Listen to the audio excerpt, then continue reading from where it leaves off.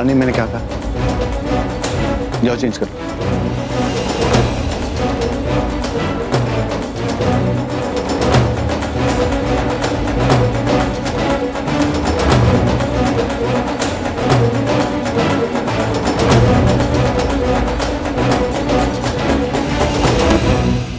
वैसे इतना परेशान क्यों? कोई सुराग नहीं मिला इसलिए? वैसे अगर तुम्हें कोई मदद की हो तो बेझिझक मुझसे पूछ लेना, मैं मदद करूंगा तुम्हारी। रिश्तेदार हूं तुम्हारा, अगर रिश्तेदार की मदद नहीं करेगा तो कौन करेगा? इसलिए बेझिझक मुझसे पूछ लेना, ठीक है? चाहते क्या हो तुम? अरे कौन सा नया खेल खेल रहे हो तुम? खेल नहीं, इसे खिलवाड़ कहते हैं। खिलवाड़। कभी किसी मदारी को बंदर को नचाते हुए देखा तूने? मैं उसी तरह नचाने वाला हूं तुझे। जितनी बार मेरे सामने आने की कोशिश करेगा ना शादी से पहले, वो तेरा एक एक पल गुजरना मुश्किल कर दूंगा मैं तेरा। मुझसे पंगा लेगा, मुझसे। अब देखना मैं तेरी लाइफ का हुलिया कैसे बिगाड़ देता हूं। अगर बिगाड़ नहीं दिया ना तो मेरा नाम साकेत कपूर नहीं।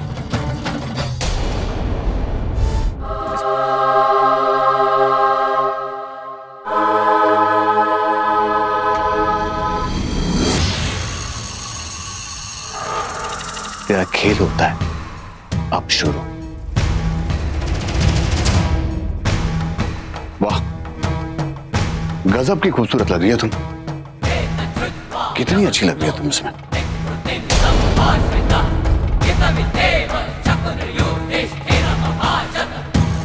वैसे तुम हो भी बहुत खूबसूरत।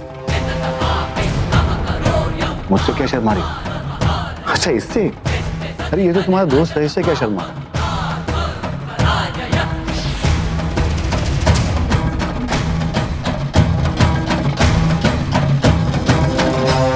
अरे अब क्या मुझसे भी शर्माओगी तुम? मुझसे शर्माने की जरूरत नहीं है। अरे सिर्फ एक ही फंक्शन बचा है, उसके बाद तो तुम्हें मेरी होना है। मुझसे मत शर्माना है। हक की बात तब करना जब शादी हो जाए।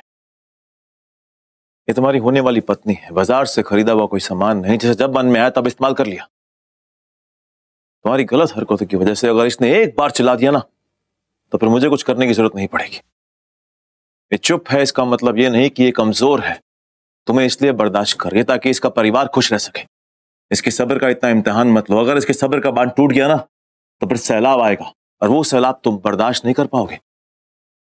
फिर तुम्हारी ये गंदी सोच और ये गंदी चालें काम नहीं आएंगी।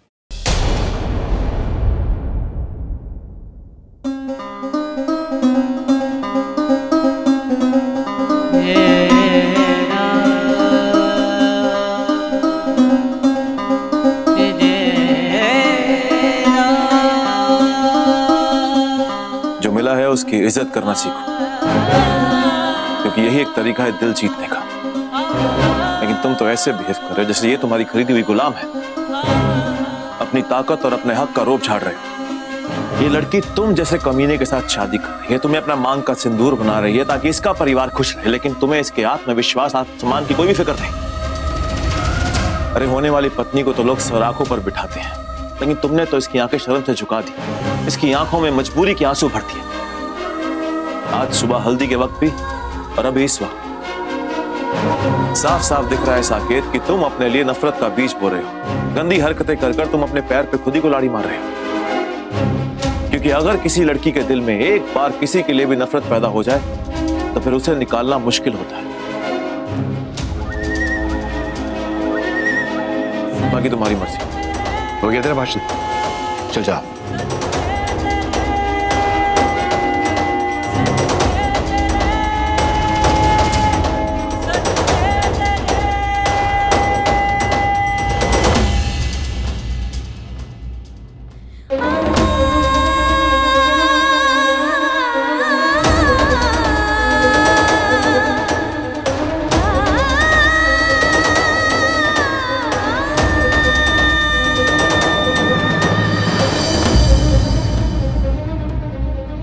वैसे ये ड्रेस तुम पे इतना भी अच्छा नहीं लग रहा, दूसरा लाके देता हूं तुम, ठीक है?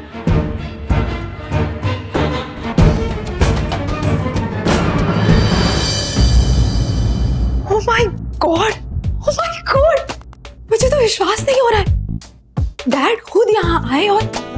मैंने पहली बार उन्हें हरा दिया।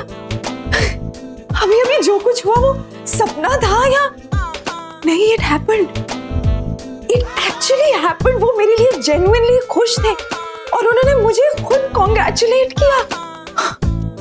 Wow, I mean fantastic. इतनी खुश हूं मैं आज, अब अच्छे से काम कर पाऊंगी।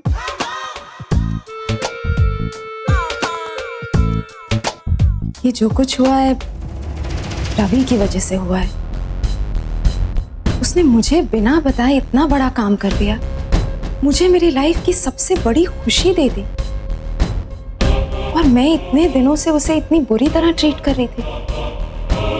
निवी, यू आर एन इडियट। अभी उसे फोन करती हूँ और ये गुड न्यूज देती हूँ।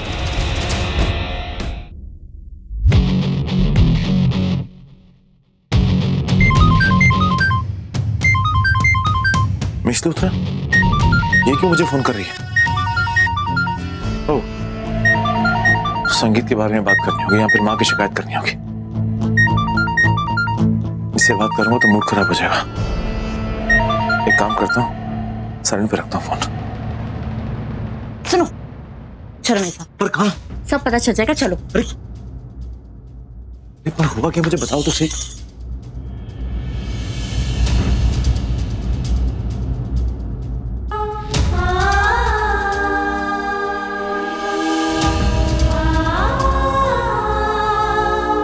ती की हालत देखो रवि, तुम अपने दिल से पूछो, ती को इस हालत में देखकर तुम्हारा दिल क्या महसूस करता है?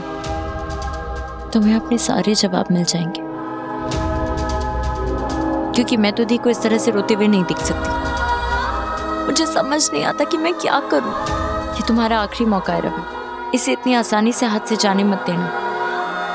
तुम्हें दोबारा ऐसा मौका फिर कभी नहीं मिलेगा। प्लीज मेरी दी को बचा लो।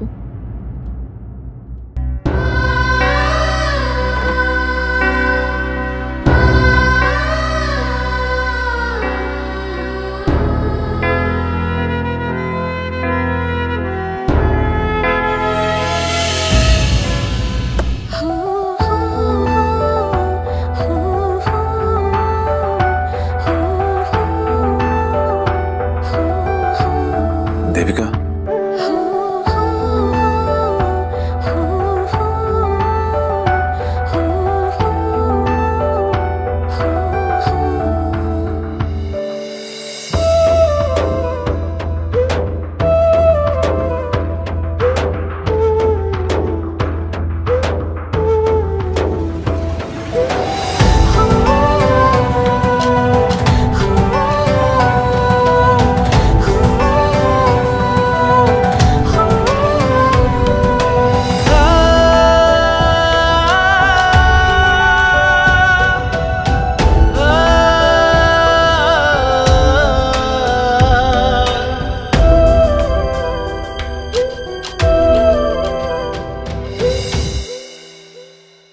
शादी के जोड़े के मामले में तो मेरा सकेत पुत्र कोई कसर नहीं रहने देगा।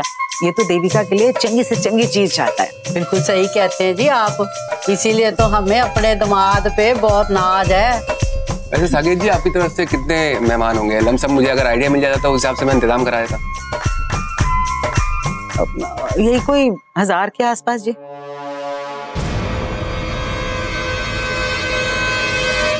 अब इतने तो हो ही जाएंगे ना? हाँ जी, कोई नहीं। बस 1000? हमने तो सोचा था जी कि कम से कम 4-5 हजार बराती तो आएंगे साथ में। देविका प्लीज इससे रो मत। देखो, तुम्हें मालूम है कि मैं तुम्हें रोता हुआ नहीं देख सकता, तुम्हारी आंखों में आंसू नहीं देख सकता। प्लीज अपने आप को संभालो और रोना बंद करो, प्लीज देविका।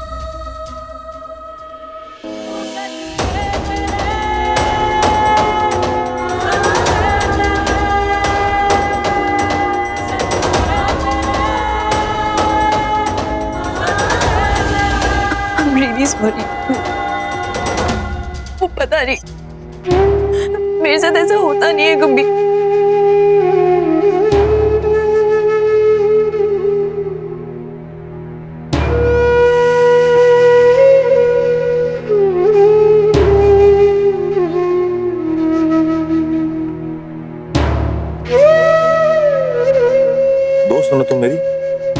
तुम्हें सफाई देने की जरूरत नहीं है। ओके, दोस्ती में हर बात हम लोग शेयर कर सकते हैं, अपने दुख, अपने सुख, अपनी खुशी, हर चीज।